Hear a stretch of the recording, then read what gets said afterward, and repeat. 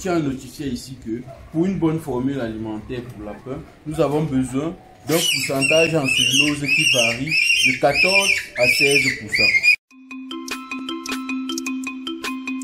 Chers fidèles abonnés de la page Bibitech Service, bienvenue une fois de plus sur cette chaîne où nous vous partageons des contenus agronomiques aussi enrichissants qu'encourageants. Aujourd'hui, nous allons vous parler essentiellement alimentation. Alimentation de quoi? Alimentation des lapins. Sans toutefois tarder, je vais me présenter à vous. Moi, je suis Idriss Feka, votre ingénieur zootechnicien, que vous voyez d'habitude dans les vidéos qui concernent les productions animales sur cette chaîne. Donc, c'est quoi l'alimentation? L'alimentation peut être définie comme étant l'association des ingrédients ou alors des aliments de manière judicieuse afin de formuler des rations alimentaires capables de satisfaire les besoins nutritionnels du lapin. Vous avez compris dans cette définition ici, on parle d'ingrédients. Donc pour faire l'alimentation des lapins, nous avons besoin des ingrédients qui entrent dans leurs habitudes alimentaires, des ingrédients capables de satisfaire leurs besoins nutritionnels qui sont les besoins en protéines, les besoins en énergie, les besoins en cellulose qui sont essentiels, les besoins en minéraux, je parle ici des minéraux surtout essentiels, et les besoins en acides aminés essentiels. Donc, l'alimentation du lapin est un domaine où je vais dire une spécialité aussi complexe, surtout dans notre pays où la cumiculture est encore à un état, je dirais, presque embryonnaire. Pourquoi? Parce que dans la plupart des rations que l'on rencontre, les besoins en cellulose sont difficilement satisfaits. Je tiens à notifier ici que pour une bonne formule alimentaire pour lapin, nous avons besoin d'un pourcentage en cellulose qui varie de 14 à 16%. Mais atteindre ces 14% ne sont pas faciles vu les ingrédients dont nous disposons.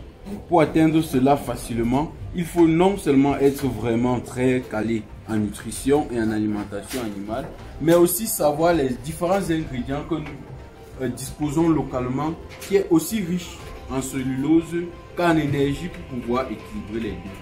Parce que les lapins ont un besoin d'énergie de 2500 kcal en moyenne par kilogramme d'aliment, un taux de protéines de 16 à 18%, décroissant avec l'âge, donc je dirais de 18 à 16%.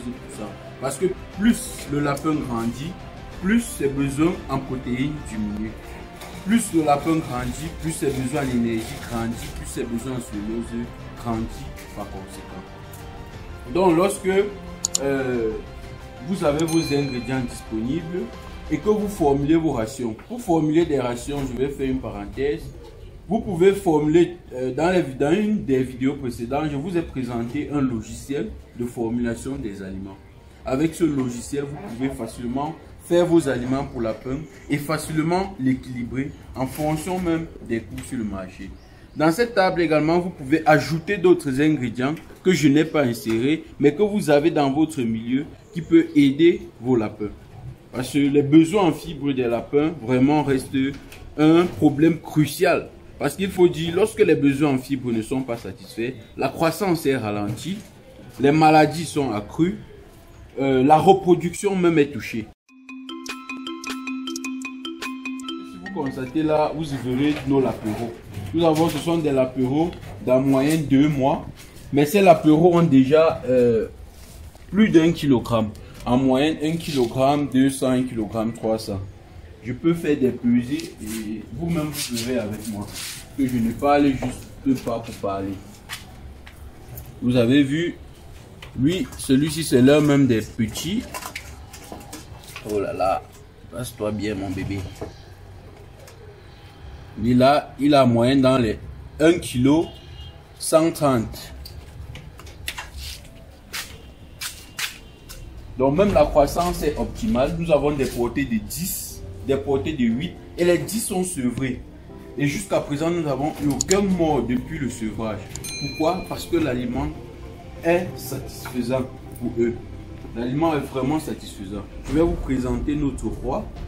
Je vais dire notre perle d'or qui nous permet d'avoir tout ces petits joujoux que vous voyez là. Voilà. Je vais vous présenter notre mâle dominant, je dirais ça ainsi. C'est un mâle de... En moyenne, il a aujourd'hui 4,3 kg et il a même ce poids parce que nous l'avons mis au régime. Donc nous avons diminué la quantité d'aliments servis journalièrement parce que nous nous sommes rendus compte que déjà au niveau de la reproduction, ses performances avaient réduit. Puisqu'il faut qu'il accouple une femelle 2 fois en moyenne. Quand il accouplait déjà une fois, on se rend compte qu'il se couche pour dormir. Déjà la fatigue. Du coup, nous l'avons mis au régime. Sinon, aujourd'hui, il est déjà dans, il devrait être dans les 5 kg. Et je vous rappelle que c'est un lapin de moins d'1 an. Donc, vous allez constater vous-même son poids sur cette balance. 4 kg, 200 quelque chose. Il est parti. Donc, vous voyez, un lapin de moins d'1 an. Mais il avoisine déjà les 5 kg avec nos races locales. Je tiens à vous informer que ce sont les races que nous disposons localement. Ce ne sont pas des races améliorées. Là, c'est un hybride géant de Flandre. Et qui a vraiment de très belles performances. Vous pouvez constater même au niveau des petits, son sang domine largement. Donc, et comme je vous ai dit, l'alimentation est vraiment complexe. Et pour avoir une rentabilité élevé dans l'élevage des lapins, nous devons vraiment toucher ce côté-là.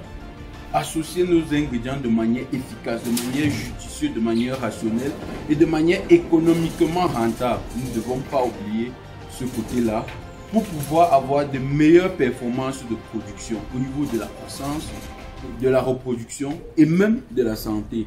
Parce que l'insuffisance en cellulose dans l'aliment cause des problèmes de diarrhée chez les lapins. Des problèmes, le lapin maigrit facilement, le lapin même n'est pas épanoui dans sa consommation alimentaire. Si vous regardez nos crottes de lapin, vous ne verrez même pas une seule diarrhée. Parce que nous tenons cela à cœur, leur alimentation. Lorsque votre formule n'est même pas, le taux de cellulose n'est pas assez riche, vous pouvez utiliser du fourrage local. Vous avez par exemple le Penicetum purpurum, communément appelé Susongo. Nous avons le Tripsacum. Nous avons le Brachiaria, qui sont des fourrages appréciés par les lapins et qui peuvent contribuer largement à satisfaire les besoins en protéines et en même temps leur aider à éviter les malocclusions dentaires, qui sont des pousses consécutifs des dents des lapins lorsque l'aliment est pauvre en fibres, lorsque ces dents ne sont pas régulièrement limées. Après vous avoir parlé de l'alimentation en général, je vais vous parler de la forme de présentation de l'aliment. Nous distinguons généralement des gens qui donnent des aliments sous forme de poudre, des aliments sous forme granulée. Quelle est la meilleure forme? Je vous dirais la meilleure forme est l'aliment granulé. L'aliment en poudre, certes, même si elle est composée complet, elle a des limites. Premièrement, l'aspect poudreux cause des maladies respiratoires au niveau du lapin. Deuxièmement, la croissance ne peut pas être optimale. Pourquoi? Parce que le lapin a tendance à trier des particules grossières telles que le maïs, le son et autres, et de laisser certains éléments essentiels comme les concentrés qu'on met parfois dans l'aliment. Vous verrez toujours chaque matin en nourrissant vos lapins, il y a toujours régulièrement un reste de poudre. Cette poudre-là même, ce sont les nutriments les plus essentiels de l'aliment qui sont en train de partir. On se retrouve parfois en train de jeter cela. Non seulement on perd au niveau de la croissance des lapins, mais également on perd au niveau des coûts de production. Parce que jeter ne serait-ce que 10 grammes d'aliments par lapin pour une ferme de 100 sujets, vous pouvez calculer et me dire par mois quelle quantité d'aliments vous perdez et combien vous perdez. Secondairement, je vais vous parler de l'aliment granulé. L'aliment granulé qui est la meilleure forme de présentation de l'aliment, pas seulement au lapin, mais également aux autres animaux. Vous allez voir, voici un exemple de notre aliment composé par nous-mêmes et granulé avec une machine, je dirais une machine très efficace qui fait d'abord pré-cuire l'aliment parce que nous avons des granuleuses, des petites granuleuses qui ne granulent pas très bien. En fait, lorsqu'elles granulent, la taille même des grumelots d'aliments est plus développée que ça et l'aliment moisit rapidement. Or, cette machine-ci que nous granulons avec, elle est pré-cuit l'aliment et à une haute température. et l'aliment après passe par un processus de refroidissement rapide pour que l'aliment soit ainsi. L'aliment peut durer ainsi un mois à la ferme sans problème si vous l'avez conservé dans de très bonnes conditions. Donc c'est ça l'aliment granulé exactement. Certains diront que l'aliment granulé est cher. Elle n'est pas si chère si vous voyez au niveau de la production. Parce que lorsque je formais mon aliment, le prix de mon kilo d'aliment me revient à 275 en moyenne. Lorsque je vais granuler, je granule le kilogramme à 75 voire 100 francs en fonction de la quantité que je granule. Donc disons que je granule cela à 75. Ça me revient à 350 francs mon kilo d'aliment. Il y a 75 francs de plus. Vous pouvez faire des calculs. Mais après, pour celui qui utilise l'aliment poudreux, voit la différence de poids, la différence au niveau des portées, la différence au niveau même de la santé des lapins, pour juger que ce prix en surplus n'est pas que mauvais, mais comparé à la production, lorsqu'on fait une comparaison, cette augmentation de prix n'est pas si significative par rapport au rendement que vous aurez à la fin. Donc merci de nous avoir suivis et restez tout simplement scotchés sur cette chaîne parce que le meilleur reste à venir.